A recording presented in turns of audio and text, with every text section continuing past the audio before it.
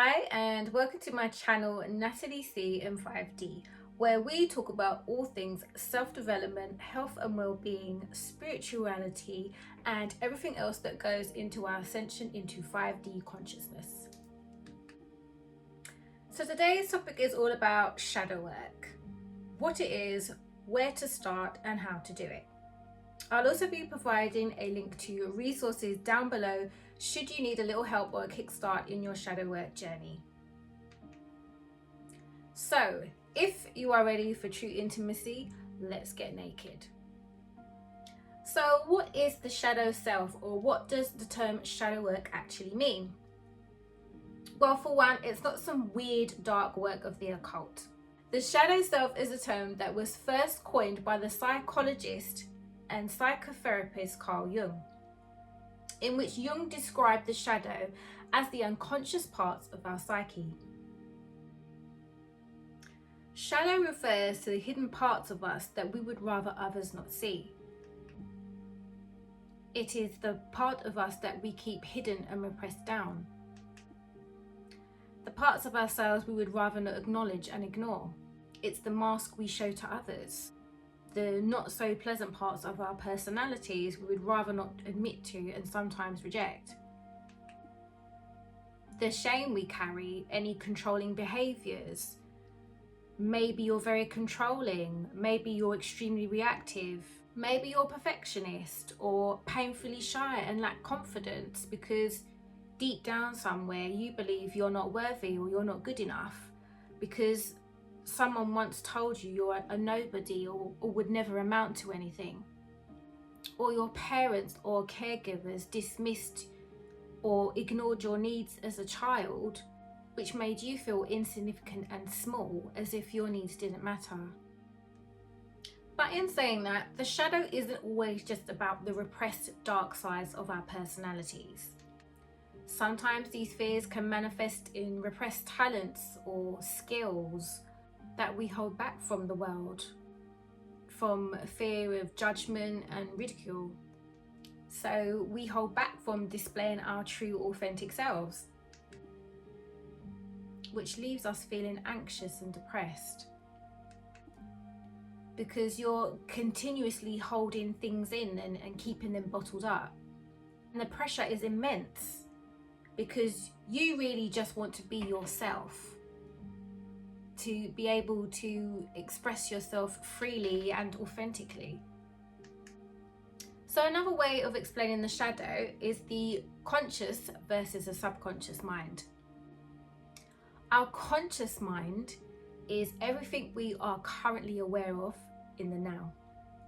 So it's how we feel, what we're thinking, any memories we can still recall, and the day-to-day goings on in life as it is in your environment today.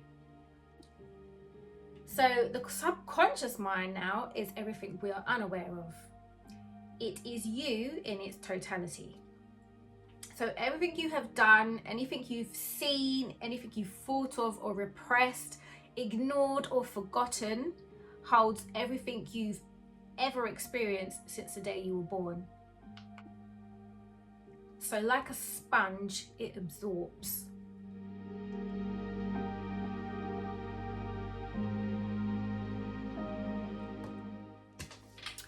Okay, so let's just say this jar represents the subconscious mind. So my dodgy experiment here, I'm going to use this sponge. So let's just say this represents the subconscious. So this is your subconscious, like a sponge, ready to absorb everything that life is going to throw at you. So let's just say you start with, let's say, embarrassment, shame, rejection, ridicule, neglect,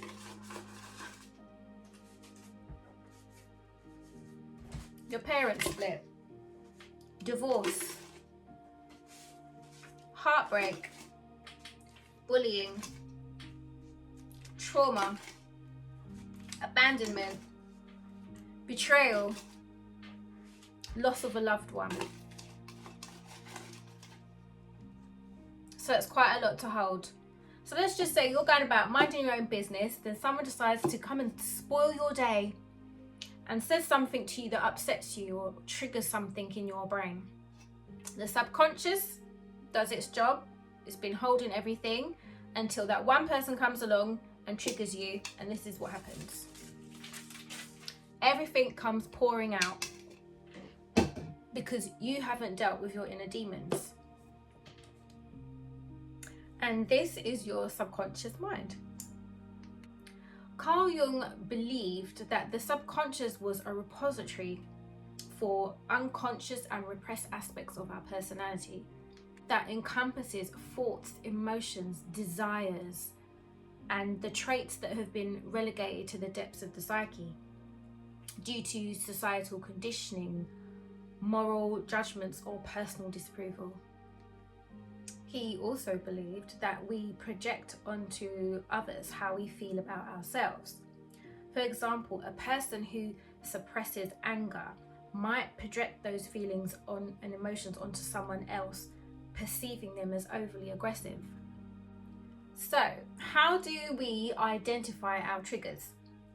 So, for example, maybe you had an emotionally unavailable or volatile parent who dismissed or ignored your needs growing up, where you had to rely on yourself to meet your needs, or maybe it made you learn to dismiss your own needs, or made you feel scared to speak up. So now as an adult, you don't know or understand how to set boundaries and always put others' needs before your own, which leads to you feeling resentful and ignored when you feel like people don't respect you, take advantage of you, or walk all over you.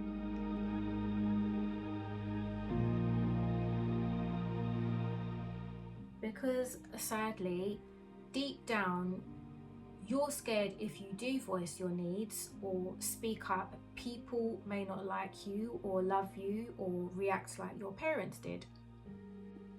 So in return, you keep quiet and don't voice your needs for fear of upsetting anyone, which leads to you feeling depressed, resentful, and anxious because you're keeping all of those feelings and those emotions inside. This means you're probably easily triggered by people who are direct, confident, and assertive because you lack those traits yourself. A different example is you may find yourself continuously repeating negative relationship patterns and cycles, constantly attracting the same types of personalities and behaviors, or maybe you have a track record of self-sabotage in healthy relationships with healthy partners. If you desire to have more fulfilling and intimate relationships and wonder why you seem to have trouble finding that, that may be because you have some inner shadow work to do. A lot of the time we go through life suppressing those unheard parts of our psyches, dismissing and repressing unresolved traumas and wounding, or those parts of ourselves that were shamed into submission, either through our childhood or some traumatic event that took place during our lifetime.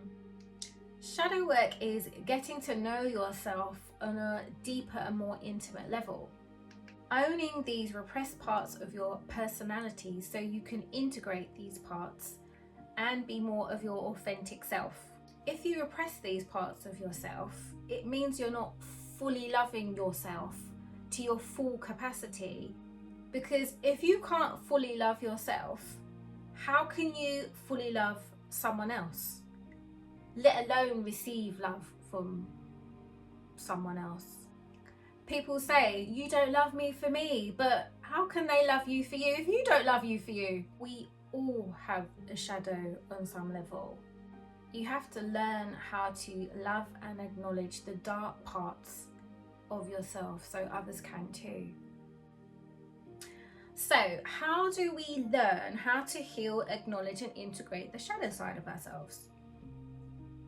So, there's a few ways to do this. So, let's start with journaling. Buy yourself a journal specifically just for shadow work. Now, Maybe purchase one with a key and a padlock. You know, those little combination locks you can get. Combination lock, yeah. If you have any worries or concerns maybe about someone finding it or reading it. The reason I suggest this is because when journaling, we want to be entirely as honest as possible. Feeling like someone might find and read our most deepest and darkest thoughts may subconsciously inhibit us from expressing our true selves and confronting our true selves. Don't be surprised at what our subconscious minds can pick up on and suppress. Journaling is a great way to start your shadow work journey. There are many shadow journal work prompts out there if you're not sure where to start. Just Google the term shadow work prompts and you'll be presented with a plethora of shadow work questions designed to open up even the most closed off and hidden of shadows. Right, so important. Please do note before, if you suffer with severe trauma, please do seek a licensed professional or therapist or social worker who can support you and better help you to understand your needs before attempting any type of shadow work. So here is an example of a journal prompt I myself used in the beginning of my shadow work journey. So the question was, what trauma triggers are common in my everyday life? How do I deal with them? And where do I think they come from? Now, I personally love this question because it got straight to the point and threw me straight into the deep end. Now, not all of you may feel this comfortable to dive straight in, so just make sure to ease yourself in to begin with, but make sure to keep challenging yourself as you go along with the intensity of your questions, as it's important to get to the root of your shadows. Next, we have the 3-2-1 method, which was first developed by the American theorist and transpersonal psychologist Ken Wilber in the 1990s. This method involves a 3-step visualization exercise that can be used when we feel triggered or reactive to someone or something. So, for example, think back to earlier in the day or an event that happened before at some point in your life with someone or something where you had an emotional reaction, whether it be good or bad. So, you're going to visualize facing that person and holding them in your mind. Then talk to that person or thing, understand them and where they are coming from, their perspective on things. Resonate with them on it. Lastly, be that person. Take on their perspective, how they think, why they think it, their intention. Have the intention of understanding the other person's perspective. So next on our list is therapy or counselling. Now, therapists are great at challenging our perceptions and behaviour and how we internalise our emotions. I definitely recommend trying a therapist or a counsellor if you are new to healing or shadow work as an introduction. Lastly, we have mirror work. Now, this is not a common tool recommended for shadow work generally, but I have personally found it to be extremely helpful, useful on my shadow work journey and for confronting the shadow self. So it's somewhat similar to the 3-2-1 method, but instead of using visualization, you're actually going to confront your reflection in the mirror. So you're going to start with someone or something that has triggered you. So let's say your partner's been inconsistent. They've been texting, but it's here and there. They've been messaging you, but they don't really seem to be putting in much effort lately. And they haven't really been showing up as often as you would like. And you don't seem to understand why, even though you've been putting all your efforts into the relationship. So instead of directing your attention towards your partner, you're going to direct the attention inwards. So This is an example that is commonly used in the twin flame journey, but this exercise is not exclusive to the twin flame journey. Bear in mind, everyone is a reflection of ourselves in some sort of way, and what we hold inside. This exercise won't be for everyone, but if you're interested in getting to know yourself on a very intimate level and doing a deep dive, this exercise is for you. Do not use this exercise for intense trauma, abuse, or PTSD. So you're going to start using your reflection in the mirror. You're going to start staring into your eyes for a minute or two. This in itself can be quite intense. So step one, you're going to identify the upset. So you're going to say, I am upset with my partner because they are not giving me 100% in the relationship. Step two, I want you to change the nouns and the pronouns to yourself. I am upset with myself because I am not giving 100% to myself. All the while, keep holding that gaze in the mirror. Now, step three, ask yourself if this is true. Out loud or with your eyes. Let the statement sit for a bit. Ask the statement out loud 2 or 3 times, giving yourself and your mind time to adjust to the question being asked. All the while keeping eye contact with yourself.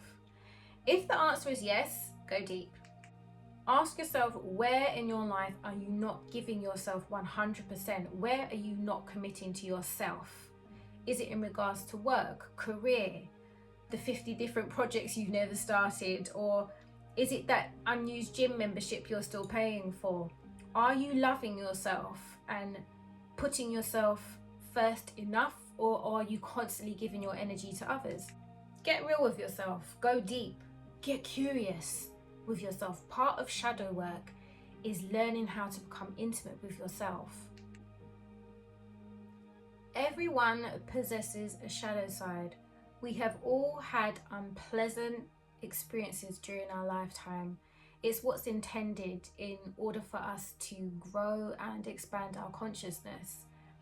And it's through processing and going through these experiences that we learn to have better understanding, compassion and empathy for ourselves as well as our fellow humans. So I want you to think of the shadow on a mass global scale.